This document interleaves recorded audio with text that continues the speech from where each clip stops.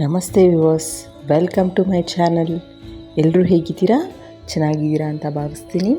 ಇವತ್ತಿನ ರೆಸಿಪಿ ಆರೋಗ್ಯಕರವಾದ ಮತ್ತು ರುಚಿಕರವಾದ ಕಾಸಿ ಸೊಪ್ಪಿನ ಪಲ್ಯ. ಇದು ಹೆಲ್ತ್ಗೆ ತುಂಬ ಒಳ್ಳೆಯದು. ಬನ್ನಿ ಹೇಗೆ ಮಾಡೋದು ನೋಡೋಣ.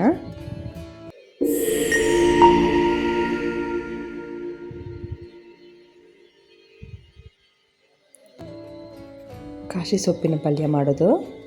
ಈ ಕಾಸಿ ಸೊಪ್ಪಿನ ಆರೋಗ್ಯಕ್ಕೆ ತುಂಬ ಒಳ್ಳೆಯದಿದೆ. ಈಗ ಜ್ವರ ಏನಾದರೂ ಬಂದರೆ ಈ ಪಲ್ಯನ ಮಾಡಿಕೊಡ್ತಾರೆ, ಒಳ್ಳೆಯದು ಅಂತ. ಮತ್ತು ಕಫ, ನೆಗಡಿ ಈ ಥರ ಸಮಸ್ಯೆಗಳಿಗೆ ಕಾಸಿ ಸೊಪ್ಪಿನ ಪಲ್ಯ ತಿಂತಾರೆ. ಮತ್ತು ಬಾಯಿ ಹುಣ್ಣಾಗಿರುತ್ತೆ, ಮತ್ತು ಹೊಟ್ಟೆಲೆಲ್ಲ ಹುಣ್ಣಾಗಿರುತ್ತೆ. ಏನಾದರೂ ಊಟ ತಿಂದರೆ ಖಾರ ಆಗುತ್ತೆ, ಹೊಟ್ಟೆಯೆಲ್ಲ ತುಂಬ ಹುಣ್ಣಿದ್ದವ್ರಿಗೆ ಇದೊಂದು ರಾಮಬಾಣ ಅಂತ ಹೇಳ್ಬೋದು. ಈ ಸೊಪ್ಪು ಇದನ್ನು ಒಂದಿನ ಬಿಟ್ಟು ಒಂದಿನ ತಗೊಳ್ಳೋದ್ರಿಂದ ಆ ಸಮಸ್ಯೆ ಎಲ್ಲ ಕಮ್ಮಿ ಆಗ್ತಾ ಬರುತ್ತೆ. ಆಸಿಡಿಟಿ ಇರೋರಿಗೆ, ಈ ಥರ ಸಮಸ್ಯೆಗಳಿಗೆ ರಾಮಬಾಣ. ಇದನ್ನು ಮಕ್ಳಿಗೂ ಅಷ್ಟೇ ನಾವು ಕೊಡ್ತಾ ಬಂದರೆ ಅವ್ರಿಗೆ ಆರೋಗ್ಯಕ್ಕೆ ತುಂಬ ಒಳ್ಳೆಯದು. ಇದರಲ್ಲೀಗ ನಾವು ಪಲ್ಯ ಮಾಡ್ತಾಯಿದ್ದೀವಿ. ಮೊದಲಿಗೆ ಸೊಪ್ಪನ್ನು ಬಿಡಿಸ್ಕೊಂಡು ಚೆನ್ನಾಗಿ ತೊಳೆದು ಈ ಥರ ಸಣ್ಣದಾಗಿ ಕಟ್ ಮಾಡಿಟ್ಕೊಳ್ಳೋಣ. ಇದು ಸ್ವಲ್ಪ ಕಹಿನೇ, ಇದು ನೇಚರು. ಮಾಡೋದು ಸ್ವಲ್ಪ ಖಾರ ಮತ್ತು ಈರುಳ್ಳಿ ಎಲ್ಲ ಜಾಸ್ತಿ ಹಾಕಿ ಮಾಡಿದ್ರೆ ಅದು ಗೊತ್ತಾಗೋದಿಲ್ಲ, ಚೆನ್ನಾಗಿರುತ್ತೆ.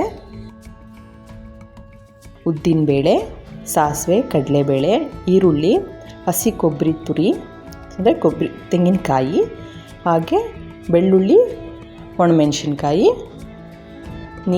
ಎಣ್ಣೆ ಮತ್ತು ಉಪ್ಪು ರುಚಿಗೆ ತಕ್ಕಷ್ಟು ಸೊಪ್ಪನ್ನ ಕಟ್ ಮಾಡಿ ಇಟ್ಕೊಂಡಿದ್ದೀನಿ. ಈಗ ಮೊದಲಿಗೆ ನಾನು ಸೊಪ್ಪನ್ನು ಕುಕ್ಕರಲ್ಲಿ ಬೇಯಿಸ್ಕೊತಿದ್ದೀನಿ. ಇದನ್ನು ಹಾಗೆ ಎಣ್ಣೆಯಲ್ಲಿ ಕೂಡ ಬೇಯಿಸ್ಕೋಬೋದು.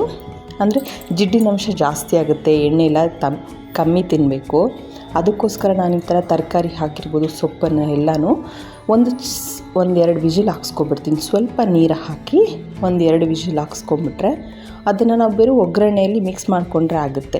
ಇಲ್ಲಾಂದರೆ ಪೂರ್ತಿ ಸೊಪ್ಪನ್ನು ಎಣ್ಣೆಯಲ್ಲಿ ಬೇಯಿಸೋದ್ರಿಂದ ಜಿಡ್ಡಿನಂಶ ಇರುತ್ತೆ. ಅದಕ್ಕೋಸ್ಕರ ನಾನು ಈ ಥರ ಮಾಡ್ತೀನಿ. ನೀವು ಬೇಕಾದರೆ ಪಾತ್ರೆಯಲ್ಲಿ ಕೂಡ ಬೇಯಿಸ್ಕೋಬೋದು, ಇಲ್ಲ ಮಣ್ಣಿನ ಮಡಿಕೆಯಲ್ಲಿ ಆ ಥರ ಎಲ್ಲನೂ ಬೇಯಿಸ್ಕೊಂಡು ಹಾಕ್ಕೋಬೋದು. ಈಗ ಅದನ್ನು ವಿಜಿಲ್ಗೆ ಇಟ್ಟಿದ್ದೀನಿ. ಬಾಣಲಿ ಬಿಸಿ ಆದಮೇಲೆ ಎಣ್ಣೆ ಹಾಕಿ ಅದಕ್ಕೆ ಸಾಸಿವೆ ಚೆನ್ನಾಗಿ ಸಿಡ್ದಾದ್ಮೇಲೆ ಅದಕ್ಕೆ ನಾವು ಕಡಲೆಬೇಳೆ ಮತ್ತು ಉದ್ದಿನಬೇಳೆ ಹಾಕ್ಕೊಂಡು ಕೆಂಪಿಗೆ ಹುರ್ಕೊಳ್ಳೋಣ. ಇದೆಲ್ಲ ಹಾಕೋದ್ರಿಂದ ಕಹಿ ಅಂಶ ಗೊತ್ತಾಗೋದಿಲ್ಲ ನಮಗೆ ಸೊಪ್ಪಿನಲ್ಲಿ. ಹಾಗೆ ಖಾರನೂ ಹೆಚ್ಚಾಗಿ ಹಾಕ್ಕೋಬೇಕು, ಚೆನ್ನಾಗಿರುತ್ತೆ.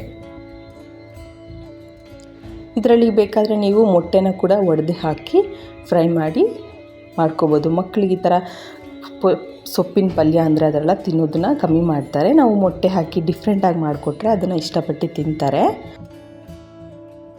ಅದನ್ನು ಕೂಡ ನಾನು ವಿಡಿಯೋದಲ್ಲಿ ತೋರಿಸ್ತೀನಿ. ಈಗ ಈರುಳ್ಳಿ, ಬೆಳ್ಳುಳ್ಳಿ, ಹಸಿಮೆಣಸಿನ್ಕಾಯಿ ಎಲ್ಲ ಹಾಕ್ಕೊಂಡು ಫ್ರೈ ಮಾಡ್ಕೊಳ್ಳೋಣ. ಸ್ವಲ್ಪ ಉಪ್ಪು ಹಾಕಿ ನೋಡಿ, ನಾನು ಒಂದು ವಿಜಿಲ್ ಹಾಕ್ಸ್ಕೊಂಡಿದ್ದೀನಿ, ಬೆಂದಿದೆ.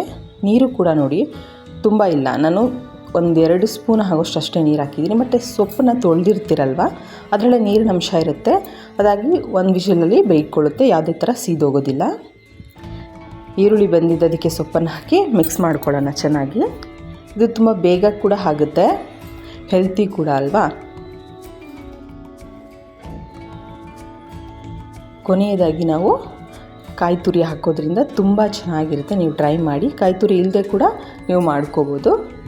ಕಾಯಿ ತುರಿನ ಹಾಕಿ ಒಂದು ಮಿಕ್ಸ್ ಕೊಟ್ಟು ಲಿಡ್ ಮುಚ್ಚಿ ಸ್ವಲ್ಪ ಹೊತ್ತು ಬೇಯಿಸ್ಕೊಂಡ್ರೆ ಕಾಸಿ ಸೊಪ್ಪಿನ ಪಲ್ಯ ರೆಡಿ ಇರುತ್ತೆ.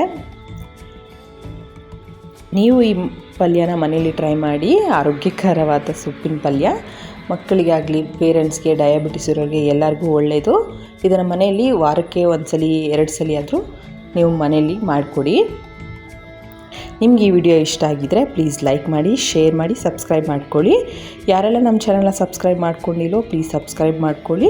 ಬೆಲ್ ಐಕಾನ ಕ್ಲಿಕ್ ಮಾಡಿ. ನಾವು ಹಾಕುವಂಥ ವಿಡಿಯೋಗಳ ನೋಟಿಫಿಕೇಷನ್ ನಿಮಗೆ ಬರುತ್ತೆ. ನೀವು ಮಿಸ್ ಮಾಡದೆ ವೀಡಿಯೋಸ್ನ ನೋಡ್ಬೋದು. Thank you.